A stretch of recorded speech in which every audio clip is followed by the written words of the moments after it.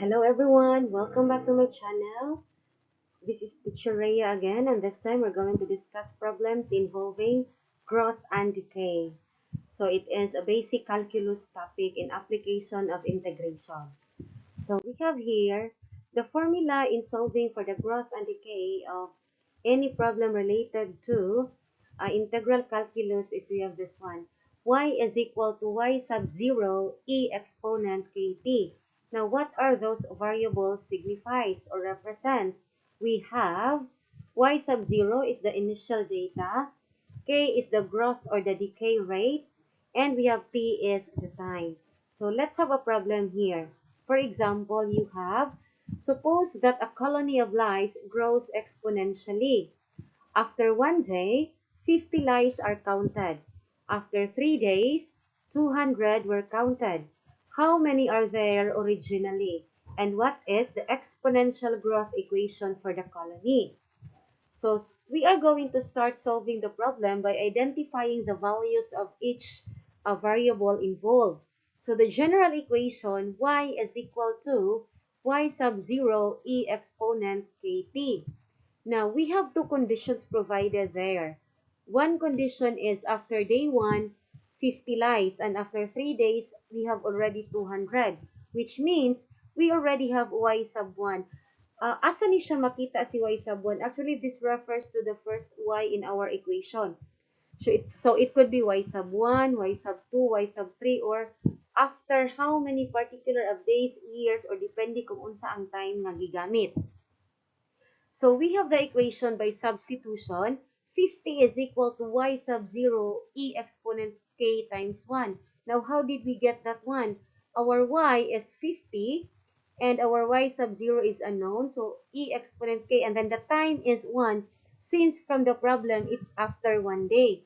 So we have now our first equation, which is 50 is equal to y sub 0 e exponent k. Now, nganong k naman lang? 1 times k, that is equal to k.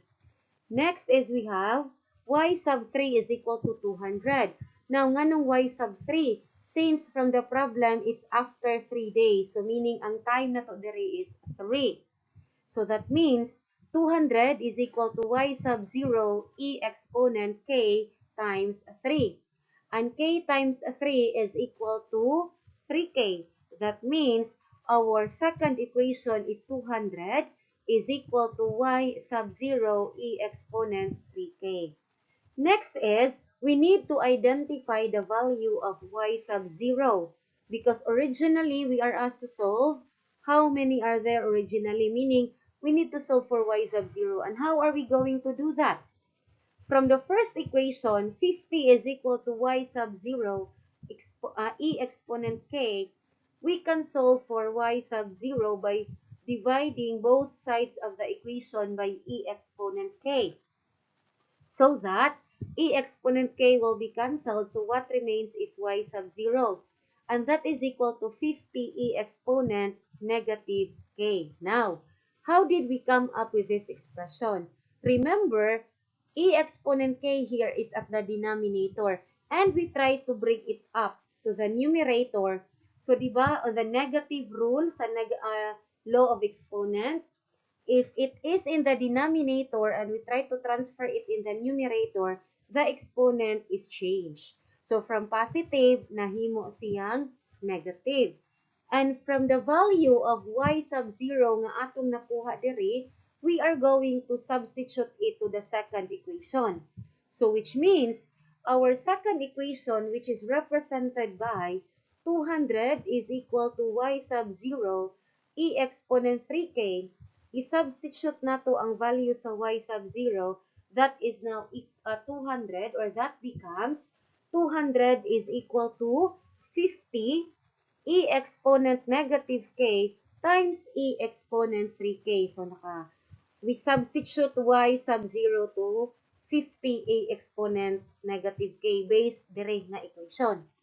So, combining like terms, this now becomes 200 is equal to 50 e exponent 2k. Now, how did we get e exponent 2k?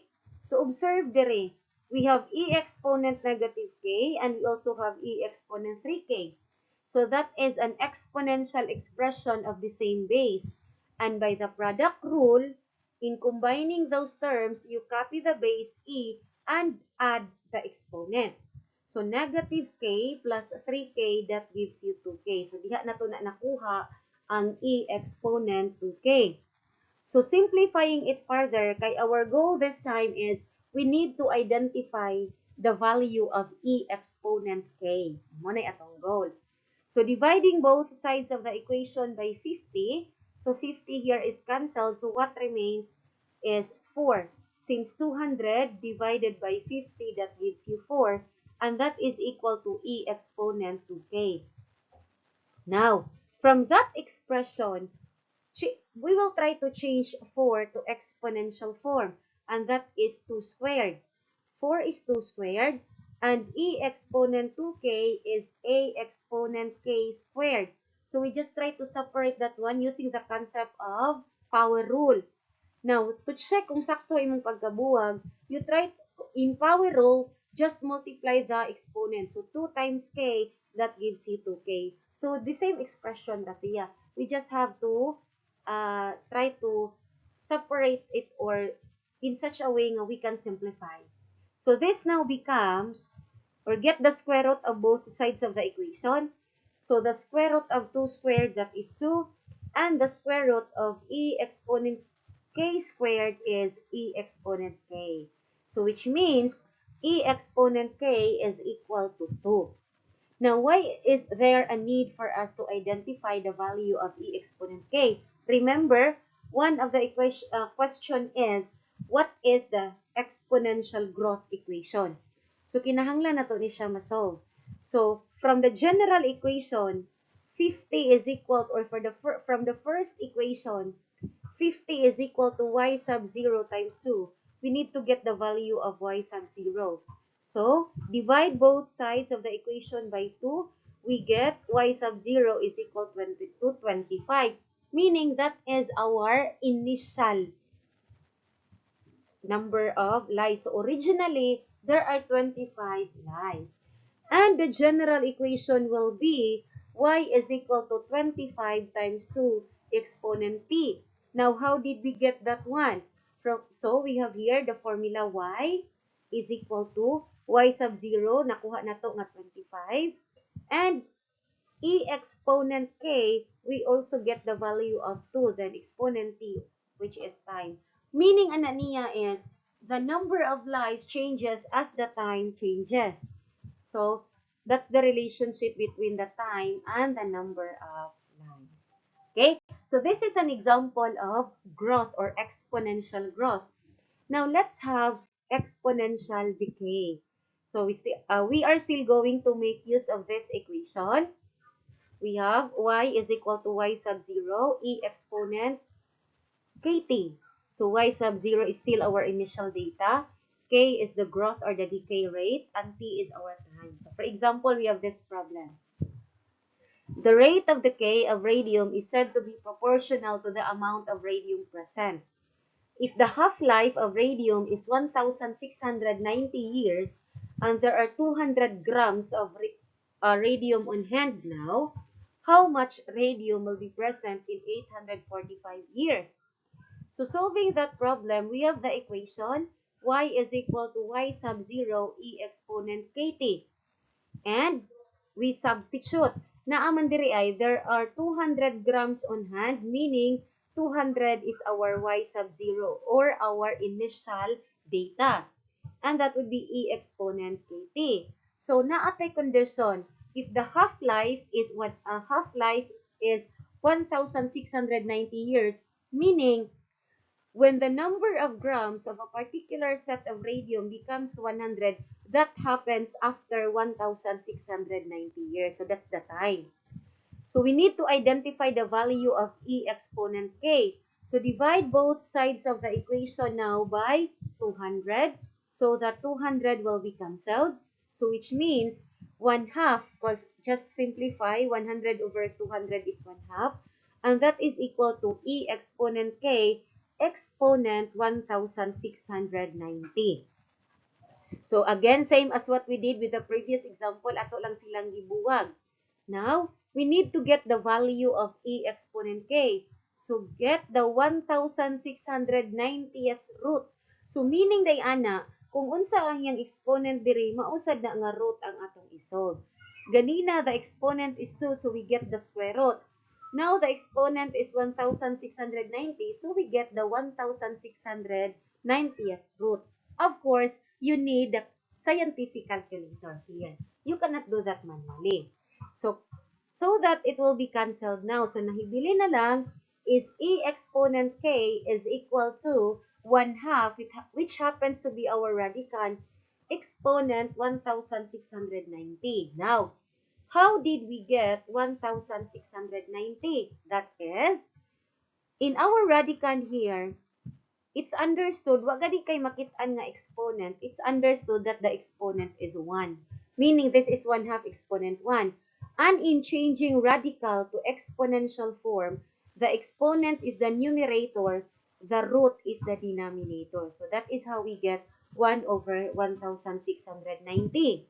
Then, that we have now the value of E exponent K. Substitute it now to the equation. So we have Y is equal to 200 times 1 half exponent. Now, nganong nahimo siyang T? Remember, originally, the equation is exponent KT. So 1 times, 1 is our K, so 1 times T, that's T. So, meaning, the number of grams remains in a particular radium varies or it depends siya sa time. Nya ang ato ang decay rate is 1 half. So expected na siya when we are talking about growth, the rate is a whole number. And when we are talking about decay, the rate is a fraction. So we now have the equation. Ang question man diri is how much radium will be present in 845 years. Meaning our time is 845. So substitute it to the value of t. And when you are going to simplify 845 over 1690, that is equal to 1 half. So when the equation now becomes y is equal to 200 times 1 half exponent 1 half. And what are the expressions with exponent 1 half? That is square root. Meaning, 200 times 1 half exponent 1 half is just equal to 200 times the square root of 1 half. Of course, y appeal si 200 nga isod sa radical kay wala siya appeal sa exponent. So simplify it further using your scientific calculators. Square root of 1 half is equal to 0.707. And multiplying that one, we get y is equal to 141.42. And what is the interpretation between that value? That is, after 845 years, there will be approximately 141.4 grams of radium left. Now, nganong approximation raman? Remember, we are rounding off the value. So, approximation ran siya. So, I hope you learned something from the video about exponential growth and decay. Thank you for watching. Please do not forget to subscribe on my channel. Bye-bye!